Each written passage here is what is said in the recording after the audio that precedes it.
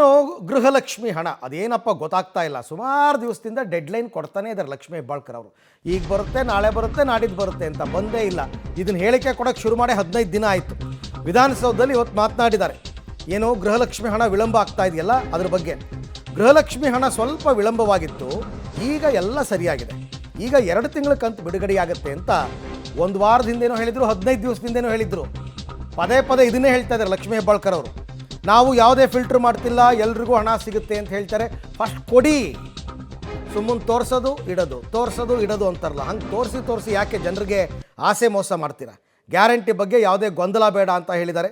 ಯಾವುದೇ ಪರಿಷ್ಕರಣೆ ಮಾಡಲ್ಲ ಅಂತ ಸಚಿವೆ ಹೇಳಿದ್ದಾರೆ.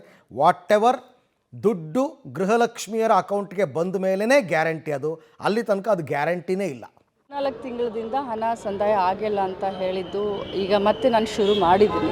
ನವೆಂಬರ್ ತಿಂಗಳು ಈಗಾಗಲೇ ಎಲ್ಲರ ಅಕೌಂಟ್ಗೆ ಹಾಕಿದ್ದೀವಿ. 2 ತಿಂಗಳು ತುಳಿಯುತ್ತೆ, ಡಿಸೆಂಬರ್ ಮತ್ತು ಜಾನ್ವರಿದು. ಡಿಸೆಂಬರ್ದು ಇವತ್ತು ಬಿಲ್ಲಿಂಗ್ ಆಗ್ತಾ ಇದೆ. 4-5 ದಿನದಲ್ಲೇ ಡಿಸೆಂಬರ್ ದುಡ್ಡು ಕೂಡ ಹೋಗುತ್ತೆ. ಡಿಸೆಂಬರ್ದು ನಾವು ಮುಗಿಸಿದ ತಕ್ಷಣ ಜನವರಿ ಫೆಬ್ರವರಿ ಮತ್ತೆ ತಗೊಳ್ತೀವಿ. ಆಧಾರಿತವಾದಂಥ ಒಂದು ಆರೋಪ. ಯಾಕಂತಂದರೆ ನಾವು ಯಾವ ಪಕ್ಷವನ್ನು ನೋಡಿ ಅಥವಾ ಇವ್ರು ನಮ್ಮವರು ಇವ್ರು ನಮ್ಮವರಲ್ಲ ಅಂತ ನೋಡಿ ನಾವು ಗ್ಯಾರಂಟಿಯನ್ನು ಹಾಕ್ತಾ ಇಲ್ಲ. ಬಡವರು ಯಾರಿಗೆ ಇದು ಅನುಕೂಲ ಆಗುತ್ತೆ ಅಂಥವ್ರಿಗೆ 2-3 ಮಾಡಿದ್ದೀವಿ. ಯಾಕಂದರೆ ನಾನ್ IT ಮತ್ತು ನಾನ್ GST ಪೇ ಇರಬೇಕು, BPL ಇರಬೇಕು, APL ಇದ್ರೂ ಪರವಾಗಿಲ್ಲ ಅಂತ ಎಲ್ಲ ಏನೇನಿದ್ದಾವೆ ಅನ್ನೋದು ತಮ್ಮ ಎದುರುಗಡೆ ಇದೆ. ಸೊ ಇದು ಇಲೆಕ್ಷನ್ಗೋಸ್ಕರ ಮಾಡಿದರೆ, ನಾವು ಇಲೆಕ್ಷನ್ ಆದಮೇಲೆ ನಾವು ಬಂದ್ ಮಾಡ್ತಾ ಇದ್ವಿ. ನಾವು ಎಲೆಕ್ಷನ್ಗೋಸ್ಕರ ಮಾಡಲಿಲ್ಲ. ನಾವು ಕೊಟ್ಟಂಥ ಭಾಷೆ ಪ್ರತಿ ತಿಂಗಳು ಹಾಕ್ತೀವಿ ಅಂತ, ಪ್ರತಿ ತಿಂಗಳು ಕೂಡ ಹಾಕ್ತೀವಿ. ಯಾರೂ ಕೂಡ ಗೊಂದಲಕ್ಕೆ ಒಳಗಾಗಬೇಡಿ. ಗೃಹಲಕ್ಷ್ಮಿ ಮಾತ್ರ ಪ್ರಾಂಪ್ಟಾಗಿ 5 ವರ್ಷ ನಿರಂತರವಾಗಿ ತಮಗೆ ಬರುತ್ತೆ. ಏನು ಬರುತ್ತಪ್ಪ, ಪ್ರತಿ ಬಾರಿ ಇದನ್ನೇ ಹೇಳ್ತಾರೆ.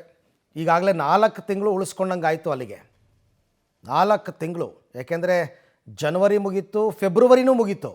ಇವರು ಬ್ಯಾಲೆನ್ಸ್ ಉಳಿಸ್ಕೊಂಡಿರೋದು ನವೆಂಬರ್, ಡಿಸೆಂಬರ್, ಜನವರಿ, ಫೆಬ್ರವರಿ 4 ತಿಂಗಳು ಬ್ಯಾಲೆನ್ಸ್ ಬರಬೇಕು. ಇವರು ರಾಜ್ಯದಲ್ಲಿ 3 ಬೈ ಎಲೆಕ್ಷನ್ ಆಯ್ತಲ್ಲ, ಆ ಬೈ ಎಲೆಕ್ಷನ್ ಟೈಮ್ನಲ್ಲಿ ದುಡ್ಡು ಹಾಕಿದ್ದು ಬಿಟ್ಟರೆ ಇಲ್ಲಿ ತನಕ ಗೃಹಲಕ್ಷ್ಮಿ ಹಣ ಹಾಕಿಲ್ಲ. ಜನ ಕೇಳ್ತಾ ಇರೋದು ಇದನ್ನು. ಈ ಪ್ರಶ್ನೆಗೆ ಉತ್ತರ ಕೊಡಿ ಅಷ್ಟೇ.